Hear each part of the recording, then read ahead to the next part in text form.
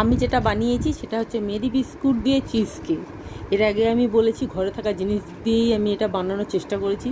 তো এখানে প্রথমে একটা মেরি বিস্কুটের প্যাকেটকে 10 টাকার যে বিস্কুটের প্যাকেট সেটাকে গুঁড়ো করে নিয়েছি।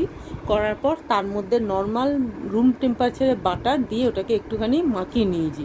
আর এটাকে না মাখিয়ে নেওয়ার পর 5 থেকে 10 মিনিটের জন্য ফ্রিজে এটাকে সেট করার জন্য রেখে দিতে হবে। আমি একটু আমার কাছে কিছু নেই বলে আমি না এই হামাল দিস্তার ছোট্ট এটা দিয়ে না এটাকে ভালো করে ট্যাপ ট্যাপ ট্যাপ ট্যাপ করে বসিয়ে দিয়েছি। তো আমি একটুখানি বানিয়েছি, কেননা আমি প্রথমেই বলেছি জিনিসটা কেমন হবে না হবে, পারবো কি পারবো না, আদৌ হবে কি হবে না, তার জন্য অল্প দিয়েই করেছি। তো খেতে খুব একটা খারাপ হয়নি। আর এখানে ব্লাইন্ড বেন করেছি হচ্ছে পনির দিয়েছি, একখানা চিজ ছিল, একটাই চিজ স্লাইস ছিল, আর মিল্ক মেড এটা দিয়ে মিষ্টির জন্য এটাকে মিল্ক মেড ব্যবহার করেছি। এখানে মিল্ক মেড ছাড়া আপনারা চিনিও ব্যবহার করা যায়, কিন্তু মিল্ক মেডটা দিলে থিকনেসটা ভালো হয়।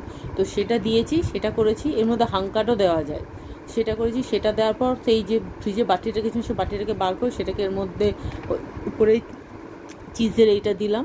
আর এটার মধ্যে তার মধ্যে যে বিস্কুটটা গুঁড়ো করেছেন সেই বিস্কুটটাকে একটু ডেকোরেশন করার জন্য ডেকোরেশন করে এটাকে খুব সুন্দর করে সাজিয়েছি, একটুখানি যাতে দেখতে ভালো লাগে গার্নিশিং করেছি। করার পর এটাকে আমি ঢাকা দিয়ে না ফ্রিজে রেখে দিয়েছিলাম, ফ্রিজে রেখেছিলাম সেট হওয়ার জন্য। তো খেতে ফেলে দেওয়ার মতন হয়নি, খেতে খুব ভালো, একদম আহামরি হয়নি, খেতে খারাপও হয়নি।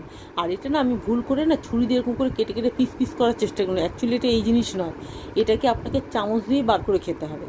আমি ভাবছিলাম পিস পিস করে বেরোবে, কিন্তু এই জিনিসটা আমার ভুল, আইডিয়াটা আমার ভুল হয়েছে।